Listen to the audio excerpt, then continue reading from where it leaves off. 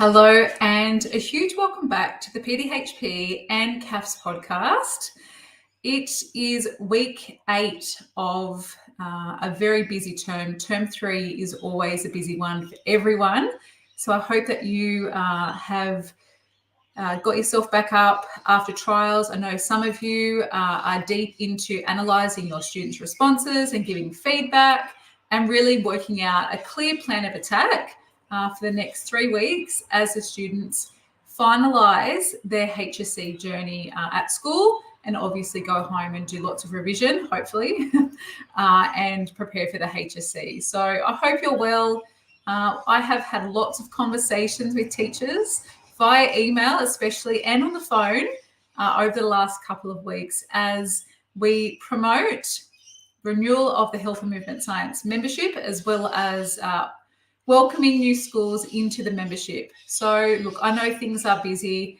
We have our K-6 and our 7 to 10 PDHPE syllabus that has been released recently. So things are happening. We have child studies draft. Feedback for that was put in yesterday. So look, it is a busy time for PDHPE in New South Wales, but I think many of us continue to turn up because we love our job, we love what we get to do, and we still, are passionate about making a huge difference with the students that we work with. So I know that you're probably looking forward to the holidays. They're just around the corner. There's a few things to get through, like reports, all those sort of things. Year 11 exams are also coming up. But, it's nice to kind of think that there is light at the end of the tunnel because I know so many of you spend your afternoons, your weekends, your holidays doing work. Like I mentioned last week on our podcast, I am a self-confessed perfectionist. I would spend lots of hours in our study at Kings Langley. I had a whole room to myself, very luxurious, at Kings Langley when I lived in Sydney. And I would lock myself away, to all hours at night. Probably more so before the girls were born. I would put my head in work and I wouldn't come up for air until dinner time. So I'd work all day, come home and continue to work. That overworking patterns aren't doing anyone good. And I know for me, when things kind of hit the fan in 2018, when I moved up the coast and then I started in a new school, in a new system, things really came to head because in that first year, moving from Sydney, the comfort of my bubble in Blacktown, and worked at an all-girls Catholic school in Blacktown for 14 years, loved it. And then I moved to the Central Coast, got a job, a temporary position as relieving head teacher PE and relieving head teacher wellbeing.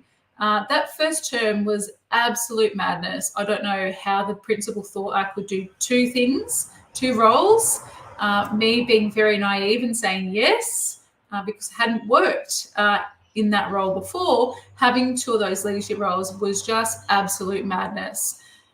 No wonder why I got shingles in the July, because things were very, very busy. And look, things happen for a reason. I really deep down believe that. I think lots of things happen in our life for a reason. That particular situation was there to challenge me. I said yes to the job. I continued to stay up late. Our school, to be really honest with you, was a little bit backwards. Programs weren't really up to scratch. Assessment tasks probably weren't quality assessments. Reports were probably back in the 90s. Units of work weren't really existent. People would take folders home and not share with each other. There were lots of worksheets. There was lots of death by PowerPoint. There was lots of watching PDHP.net videos of Dan.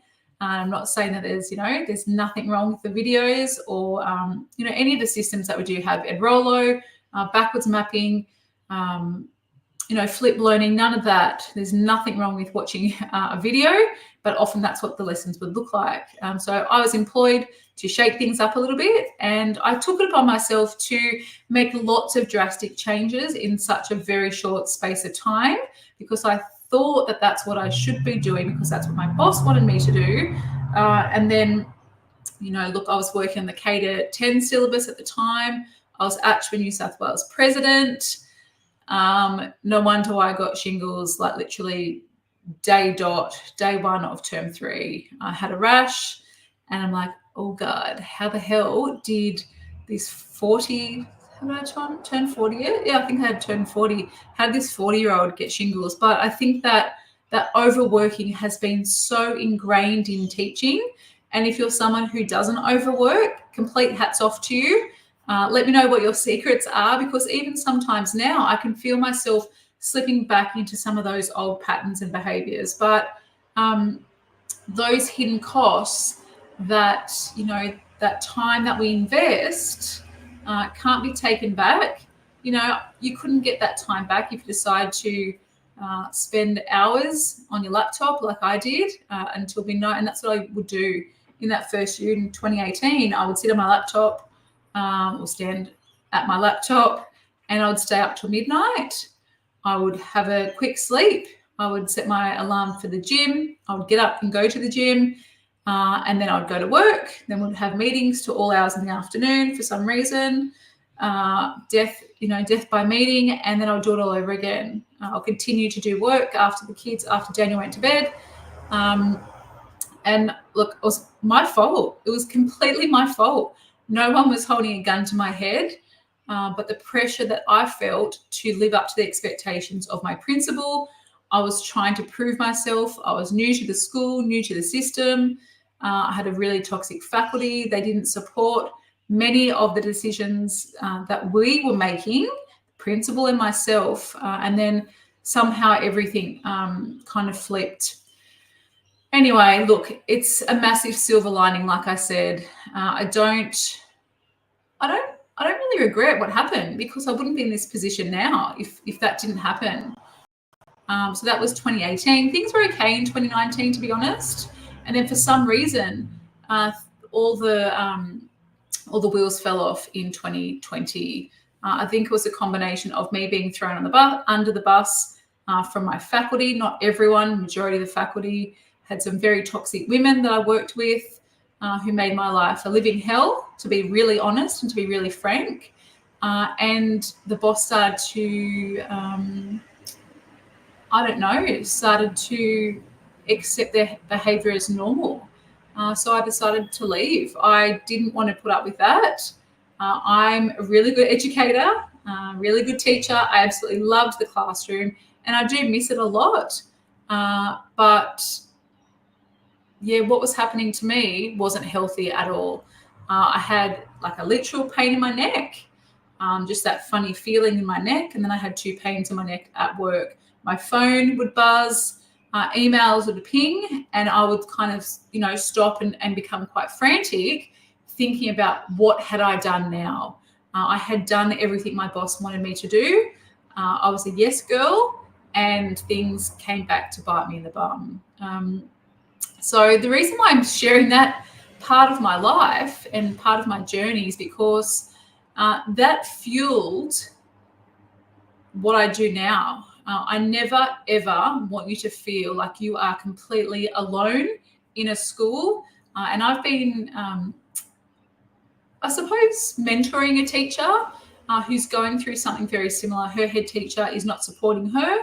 And no matter what she does, no matter what has happened, I think, and I wouldn't say this out loud very much, but I think he feels threatened by her because of how good a teacher she is. And he's doing everything he can, including taking her senior classes that she's worked on for such a long time off her. And I don't know where this comes from in some teaching circles, but it's really disappointing. And I said to her, like, you can leave. I could have left. I could have left that school that I was working at for 2.5 years too long. I could have left. No one was holding me there. But I think for many of us, and let me know if, if I'm not the only one. Many of us feel that, we want to prove them wrong. We want to, do everything in our power to show them we've got what it takes. But sometimes, or many times, you can't control what other people do. You can't control the decisions, the behaviours that other people do. And I know certainly at the school I was working at, I could write a book about what happened to me. The number of things that you would be absolutely shocked at and blown away by. There were a lot of incidences that I thought, wow, if someone knew about this, it's not ideal at all. So I think many of us sacrifice that time because we think we should be putting all of that time into the job we're doing without really thinking about the consequences. Like I've shared with you, and if you haven't heard my story before and you're hearing it for the first time today, I left the classroom because I think I was burnt out to an extent, and I think I couldn't control what other people said or did. I was in a very toxic faculty. Things weren't good, and when I reflect back on it, my mental health wasn't good, and I sat on our lounge for like 3.5 weeks going, what the hell do I do with my life? I have invested so much of my energy, my passion, my love into this profession, into this vocation. I just can't do it anymore. And I could have gone to another school, but I was in massive self-protection mode. I didn't want to go to another school because I didn't want to feel like that. And I never want you to feel like you're alone. And I never want you to feel like you have no other solution than to leave. Doesn't matter if it's the workload or the staff, or if you're feeling overwhelmed. Everything I have done since I left in July 2020 has been about thinking, what can I do to help other teachers never feel like I did? What can I do to protect your time? What can I do to protect your energy? Because I never want you to feel like I did. It was 2.5 years too long. And like I said, I lost so much of myself during that time. Our girls, so Cass and Lex, if you haven't heard me talk about them before, Cass is 13, almost 14, Lex is 10, almost 11. Beautiful girls. It's very easy being their mother.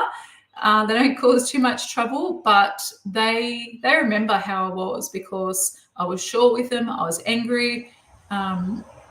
I was probably on my laptop way too much, and I thought that I had to do it all, and I didn't. I didn't have to reinvent the wheel. I didn't have to do it all in such a short space of time. So, look, hopefully my story resonates with you, some sort of glimpse or part of your career. If you're a brand new teacher, a brand new PDHPE teacher, this is a beautiful profession and I miss it so much. I really do miss the classroom a lot. And I can feel myself getting emotional. So if you're watching the video, this is me, raw. I do miss the classroom and I do miss the kids, but I know that I'm able to make such a bigger impact now. Those 2 women that made my life hell, I didn't really have much of an impact on them or their classes or my leadership or the strategies I was sharing or all of my expertise as a supervisor of marketing in CAFS and ACHPA president for 2.5 years and all these sort of things. That didn't mean anything. They made my life hell. And look, I never want you to feel like that. All of the resources that we have coming up for you and all of the new workshops and memberships that we have in store are literally to prevent you from leaving the profession. Seriously, that's what it's about. They're all to help you stay in the classroom because you belong there. We have good educators in New South Wales, amazing PDHPE teachers. And, I've had the privilege to work with many of you across the span of 20 years of my life has been devoted to this, something I really love. Anyway, I need to stop.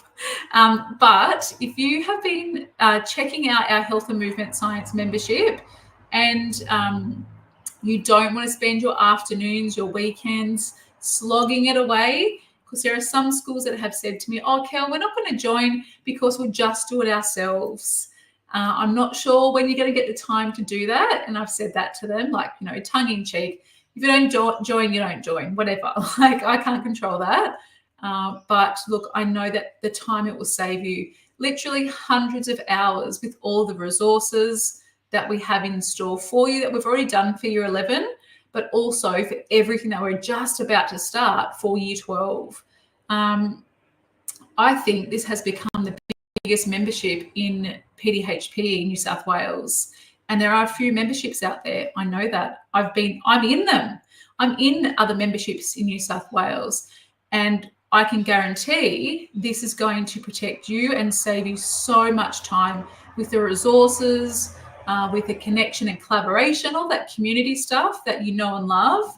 But the resources are like on steroids, next level.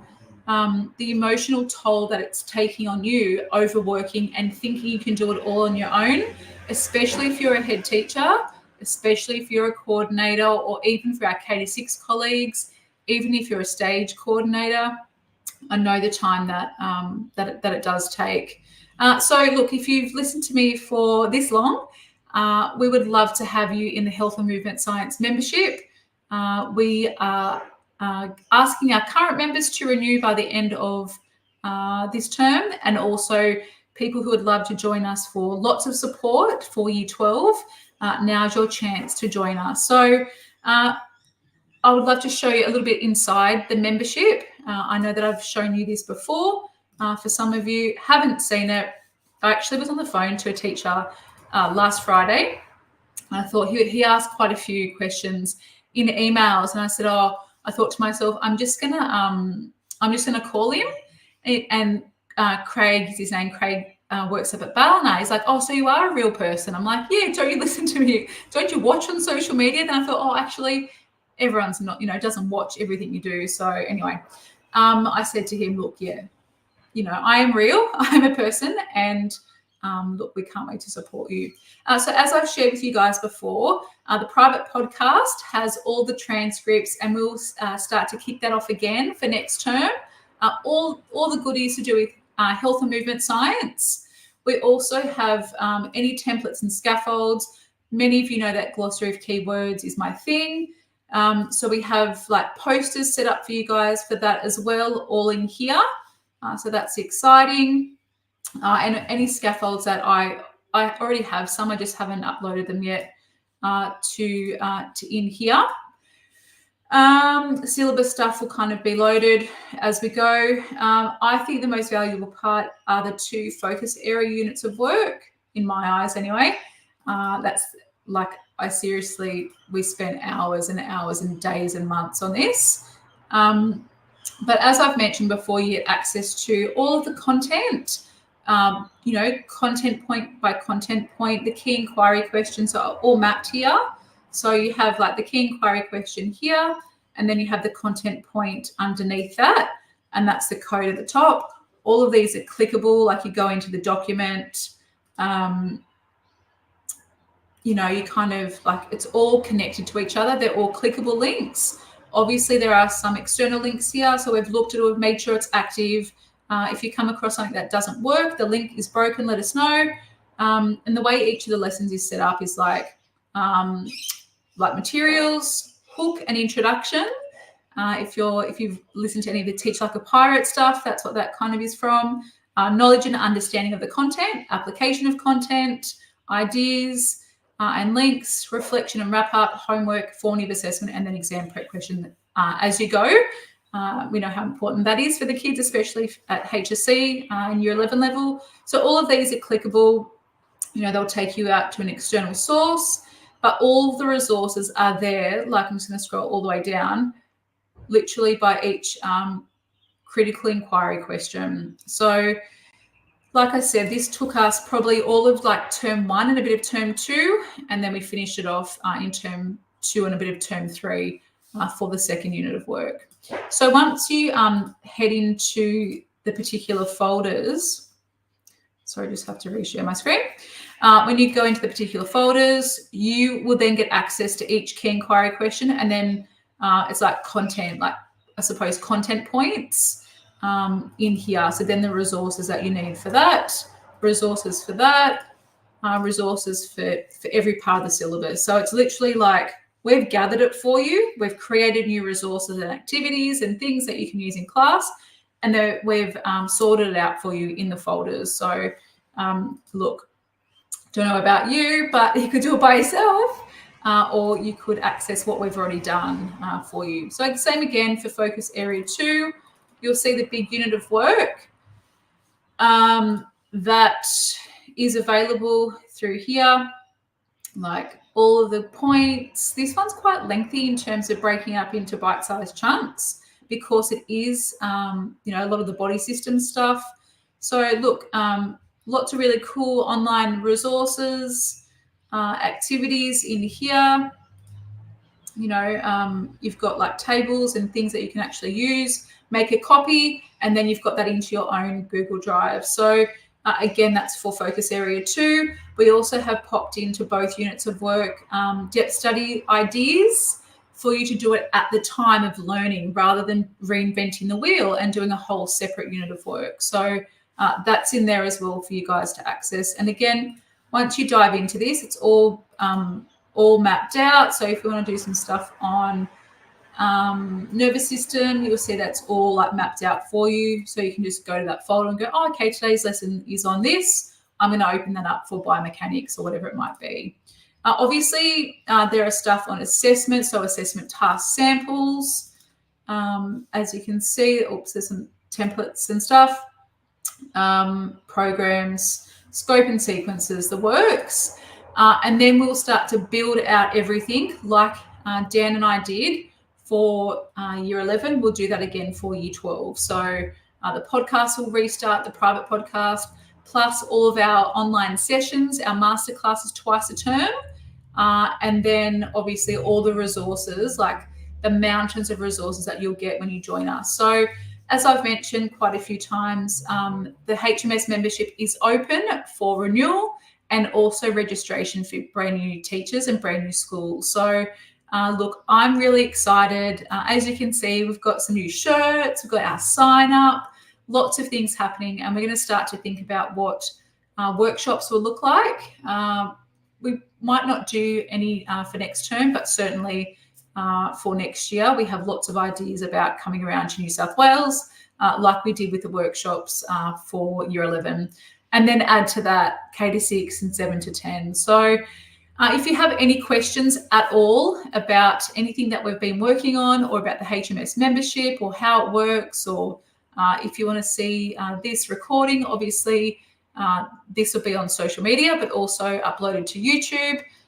Again, if you have any questions on how it works or what's in it for you or the value of it, then we can show you again. But thank you so much for all of your inquiries over the last couple of weeks.